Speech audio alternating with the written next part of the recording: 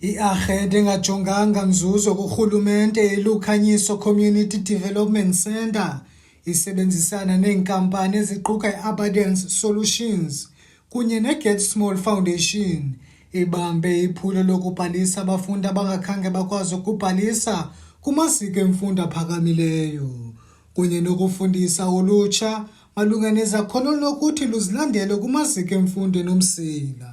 Ne-partnership yento yobana sincedisane siphuhlise ikamva labantwana balapha eWard 54 okanye balapha eMotherwell.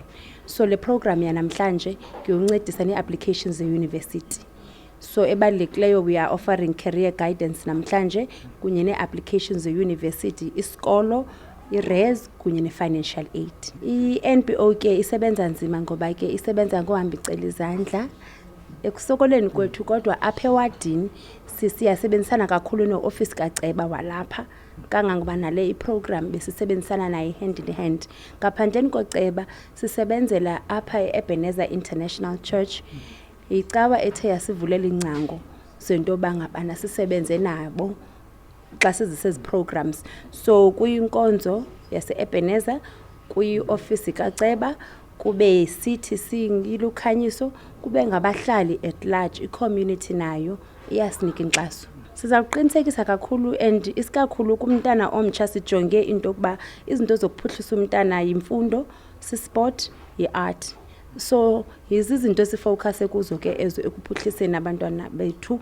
I-ofisi kaceba wakwa-Ward 54 kunye netyalitye i-Ebenezer International Church nazo zinikezele ngenkxaso ukuqinisekisa ukuba eli phulo liba nempumelelo. Office kakhansila yi-ofisi apho ethungela inkonzo kubahlali baka-Ward 54 ngokwentsebenziswano kunye nee-organizations zasekuhlaleni. Sinexanduva ke lokuba sixhase ngolo ncedo sikwazi ukuncedisa ngalo. Ingeyiyo yodwa ke i-organization iLukhanyiso ekhoyo kwa-Ward 54 as i-organization e-registered, kodwa yona iphume izandla ngoba ine-programs eze-development especially ezithetha kunye nabantu abatsha.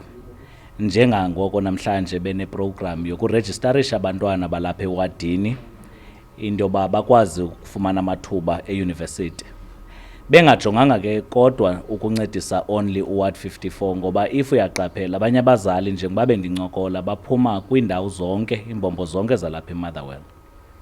Thina ke uxanduva lethu lokuba zikhona opportunities ezikhona kwi-office of councillor ze-discretional funds apho sibanika khona i-opportunity into yoba maba-aplaye bakwazi ukusosa ezi funds zibekelwe bucala ngumasipala. Nangona ke ingeyo process ibalula kodwa zonke organizations ziyaparticipate apha. Into esitsalileyo ke kuba sibekwe kule partnership kungenxa yento yobana ngaba kunezinto ezidibana nazo ezifana ne-community upliftment eyinjongo nakuthi into yobana ngaba siyibone i-community phuhla ibe kwindawo engcono kunendawo ekuyo ngoku. So zizo ezo izinto ezibangela uba sibe kanti siyasebenzisana.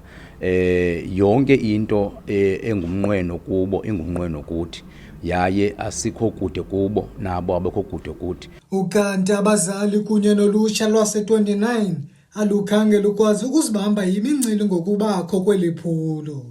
Siyavuya kakhulu thina singabahlali balapha eMotherwell e-29 ngoba siyi-area apha ehluphekileyo kakhulu. Ngoku sithe sawuva into bangabana kukho le nxaxheba ingaka, safumana elithuba loba abantwana bethu bazawukwazi ufumana impilo engcono, bazawukwazi ungena eyunivesithi yalapha eBhayi. Sivuya kakhulu usisi othe uThixo wathatha nenhliziyo yakhe into bangabana makaze apha eGqeberha apha e-29 ake asizisele abantu base-NMU bazonceda abantwana bethu uku-aplaya. I was doing grade 12 last year eSoqhayisa and ndipase ngebachelor. So I was doing ilanto's online application eRosebank since bendingakwazi uyongena khona due to into ye-cost. And so ubazali bami bandincedisa ke uba mandifumane ilantoza i-online applications. So ke ndenza loo nto leyo ndenza online applications then ndiye ndafumaniseka uba like andikho happy since ndibawela uhlala edeskini. So ndazidecide uba no man, since bendisendivile uba ikhona iproblem ezaba khona apha. So ndazixela abazali bam uba mama ndifuna uyoaplaya since kuzofika abantu base-NMMU, bendivile uba kuzofika abantu base-NMMU. So wathi mama okay it's fine, ndizokunika le 150 uhambe uyoaplaya kwakhona. Ilukhanyiso Community Development ithi siza kuqhuba neliphulo nyaka nonyaka, ingakumbi ngenjongo yokukhawulelana nesidingo zolutsha olungathathi ntweni. Kwiindaba zeMpuma Kapa TV, Dungasandile Ntshuni, eGqeberha.